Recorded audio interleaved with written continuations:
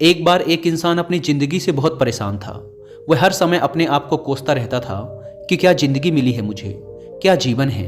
हर परेशानी मेरे साथ ही है, हर दुख मुझे ही आकर घेरता है, हर झंझट मेरे ही सर पड़ती है। एक दिन इसी तरह अपने आप को बैठा हुआ कोस रहा था कि क्या नसीब है मेरा, क्या किस्मत है मेरी, क्या जिंदगी है मेरी, कि तभी अचानक एक बाज अपने शिकार को पंजों में दबाए हुए एक पेड़ पर आकर बैठ जाता है और वहीं पर अपने उस शिकार को खाने लग जाता है। यह परेशान आदमी जब उस बाज को देखता है तो कहने लगता है कि क्या जिंदगी है इसकी, क्या जीवन जी रहा है मजे का। ना इसे खाने की चिंता, ना पीने की, ना पहनने की और ना ही परिवार की। शिकार करता है और मस्त खुली हवाओं में कभी इधर घूमता है, कभी उधर घूमता है, सारे दिन आसमान में उड़ता रहता है। असल जिंदगी तो यही है, जीवन तो ये जी रहा है। और फिर वो आसमान की तरफ देखकर जोर जोर से चिल्लाता है कि काश मैं भी एक बाज होता तो मुझे भी कोई दुख ना होता, मुझे भी कोई परेशानी ना होती, काश मैं भी एक बाज होता। जब वह 2 से 3 बार जोर जोर से चिल्लाता है कि काश मैं भी एक बाज होता तो मुझे भी कोई दुख ना होता, मुझे भी कोई परेशानी ना होती, तो अचानक आसमान में बिजली कड़कने लग जाती है और आसमान से आवाज़ आती है कि हे इंसान, क्या ये हमने सच सुना कि तू हमारी दी हुई ज़िंदगी से परेशान है और तू एक बाज बनना चाहता है। तो इस आकाशवाणी को सुनकर यह इंसान हैरान रह जाता है और आसमान की तरफ देखकर कहता है कि हाँ, मैं सच में अपनी इस ज़िंदगी से बहुत परेशान हूँ, क्योंकि हर परेशानी मेरे साथ ही है, हर दुख मुझे ही है, हर तकलीफ़ मेरे ही साथ है। तो आसमान से फिर आवाज़ आती है कि हे इंसान, एक बार फिर सोच ले, हमने तुझे बड़ी प्यारी ज़िंदगी दी है, लेकिन अगर फिर भी तू चाहता है कि हम तुझे बाज बना दें तो हम तुझे बाज बना देंगे। लेकिन अगर एक बार हमने तुझे बाज बना दिया तो फिर हम तुझे बाज से इंसान दोबारा नहीं बनाएंगे। तो यह आदमी तुरंत जवाब देता है कि मैंने अच्छी तरह से सोच लिया है कि मुझे बाज ही बनना है, और एक बार बाज बनने के बाद मैं दोबारा कभी नहीं कहूँगा कि मुझे इंसान बनना है। तभी ऊपर से आवाज़ आती है कि जैसे तुम्हारी इच्छा, और वह इंसान बाज बन जाता है। बाज बनते ही वह इंसान खुली हवाओं में उड़ने लगता है, कभी उड़ता हुआ इधर चला जाता है, कभी उड़ता हुआ उधर चला जाता है, और सोचता है क्या मज़े की ज़िंदगी है, असल ज़िंदगी तो यही है, ना कोई चिंता, ना कोई परेशानी, ना कोई डर। वह सारा दिन ऊंचे आसमान में उड़ता रहता है, 2-3 मिनट पंख मारता है, उसके बाद पंख मारना बंद कर देता है और लंबे समय तक हवाओं में तैरता रहता है। इसी तरह हवाओं में तैरते हुए शाम का समय नज़दीक आ जाता है तो वह सोचता है कि मेरे पास रहने का एक ठिकाना भी होना चाहिए, मेरा अपना एक घर होना चाहिए जहाँ मैं रात में आराम कर सकूँ। तो यह सोचकर वह छोटी छोटी लकड़ियाँ इकट्ठा करने लग जाता है और एक ऊंचे पेड़ पर अपना घोंसला बनाने लग जाता है। एक एक लकड़ियाँ इकट्ठा करके वह अपने लिए एक सुंदर सा घोंसला तैयार कर लेता है और रात में उसी में सो जाता है और सोचता है सुबह उठकर शिकार भी करूँगा और सुबह उठकर फिर से मौज मस्ती भी करेंगे, खुली हवाओं में उड़ेंगे। सुबह होते ही वह शिकार की तलाश में निकल पड़ता है, हवाओं में उड़ता रहता है। ऊपर से जाकर देखता है कि कहीं ज़मीन में मुझे कोई शिकार नज़र आए तो मैं तुरंत जाकर उसे दबोच लूँ और वहीं पर खा लूँ, लेकिन उसे कोई शिकार नज़र नहीं आता। काफ़ी समय बीत जाता है, वह लगातार ऊंचाई से शिकार को ढूंढता रहता है, लेकिन उसे कोई शिकार नहीं मिलता। फिर पास ही एक जंगल होता है, यह उस जंगल में चला जाता है, यह सोचकर कि शायद वहाँ कोई अच्छा सा शिकार मेरे हाथ आ जाए। यह जंगल के ऊपर उड़कर शिकार को ढूंढता रहता है, जंगल के अंदर जाकर भी शिकार को ढूंढता है, लेकिन इसे वहाँ भी कोई शिकार नहीं मिलता। शाम का समय नज़दीक आ जाता है तो मायूस होकर वापस अपने घोंसले की तरफ लौट रहा होता है कि रास्ते पर थक कर एक पेड़ के ऊपर बैठ जाता है। जब यह उस पेड़ के ऊपर बैठा होता है तो उसकी नज़र एक बीमार चिड़िया पर पड़ती है जो कि घायल अवस्था में होती है।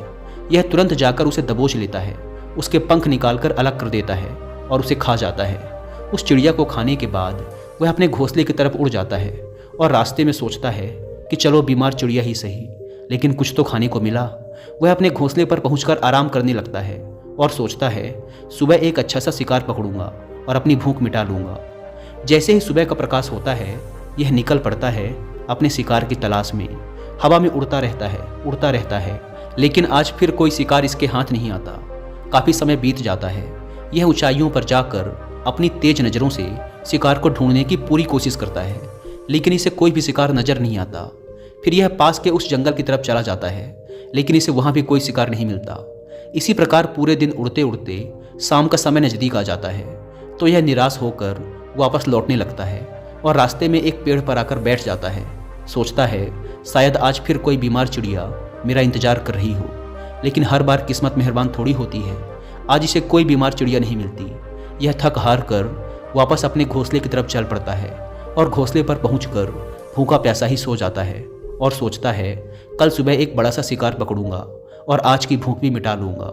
रात को अपने घोंसले में सोया होता है, गहरी नींद में होता है कि तभी एक भयानक तूफान आता है। इस तूफान की हवा इतनी तेज होती है कि इसके घोंसले को उड़ाकर एक जगह फेंकती है और इसे कहीं दूर दूसरी जगह फेंकती है। तो ये जहाँ पर गिरता है वहाँ नीचे एक नोकदार लकड़ी पड़ी होती है जो इसके पंजे में गड़ जाती है और इसे बुरी तरह घायल कर देती है। तूफान के रुकने के बाद बारिश शुरू हो जाती है।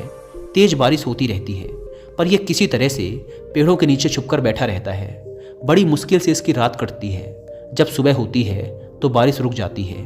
बारिश के रुकते ही चारों तरफ खुशियाँ छा जाती हैं, चारों तरफ हरियाली छा जाती है। नदियाँ और झरने तेजी से बहने लगते हैं। सब कुछ फिर पहले के जैसा हो जाता है। लेकिन ये बाज अब पहले के जैसा नहीं रहा। इसका पाँव बुरी तरह घायल हो चुका है। इसके पंजे में जो लकड़ी लगी थी उसकी वजह से इसका पंजा बुरी तरह छत बिछत हो गया है। और मैं आपको बता दूं कि बाज का जो पंजा होता है वह उसके शिकार को पकड़ने के लिए सबसे ज़रूरी होता है, क्योंकि बाज अपने पंजों से ही अपने शिकार को पकड़ता है, दबोचता है और फिर अपनी चोंच के माध्यम से नोच नोच कर खाता है। लेकिन अब इस बाज का पंजा बुरी तरह से घायल हो चुका था और वह पिछले 2 दिनों से भूखा भी था। यह शिकार की खोज में थोड़ा सा उड़ता है कि शायद फिर कहीं कोई बीमार चिड़िया इसे मिल जाए। लेकिन कहाँ बार बार कोई बीमार चिड़िया मिलने वाली थी। वह कुछ देर तक उड़ता है लेकिन फिर भूख और दर्द के मारे थक कर एक पेड़ पर आकर बैठ जाता है। वह पेड़ पर आकर बैठ तो जाता है लेकिन उसे पता नहीं था कि यहाँ एक और मुसीबत उसका इंतजार कर रही है।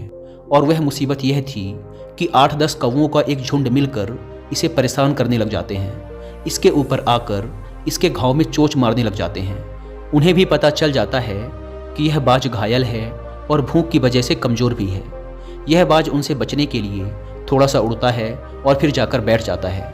उनसे पीछा छुड़ाने का प्रयास करता है लेकिन वो फिर इसके पीछे आ जाते हैं। तो यह फिर उड़कर थोड़ी दूर चला जाता है लेकिन वो इसका पीछा नहीं छोड़ते और बार बार इसके पास आकर इसे परेशान करते हैं। कौवे अक्सर बाज के साथ ऐसा करते हैं लेकिन फिर बाज भी उनके साथ एक खेल खेलता है।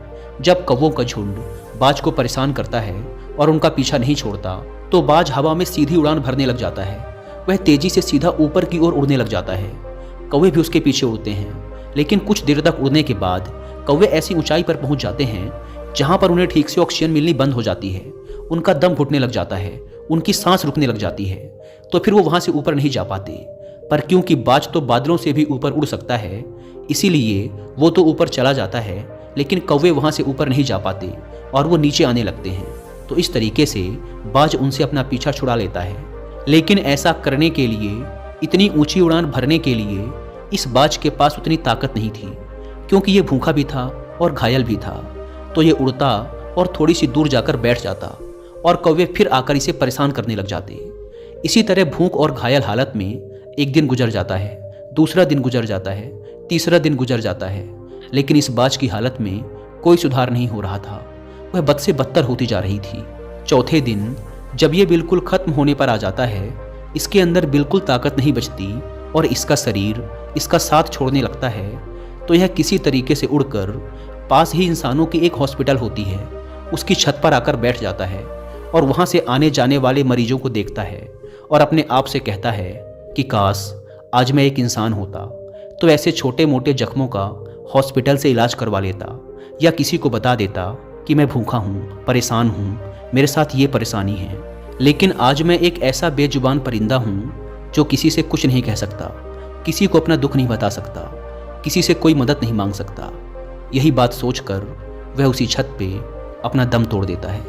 वह अपनी जान की कुर्बानी तो दे जाता है लेकिन साथ ही साथ हमें यह सीख भी दे जाता है कि आपको जैसा बनाया गया है, आप जैसे भी हो उसी में खुश रहो और उसी में बेहतर करने की कोशिश करते रहो, ना कि इस बात से परेशान रहो कि काश मैं ऐसा होता, काश मैं वैसा होता, काश मैं ये बन जाऊं। आपको जैसा भी बनाया गया है आप उसी में अपना सर्वश्रेष्ठ करने का प्रयास करते रहो। दोस्तों, ये कहानी तो काल्पनिक है लेकिन हमें जीवन का एक बहुत ही महत्वपूर्ण नियम सिखाकर जाती है कि हम जैसे भी हैं अच्छे हैं, बस हमें उसी में अपना सर्वश्रेष्ठ करने का प्रयास करते रहना चाहिए। धन्यवाद।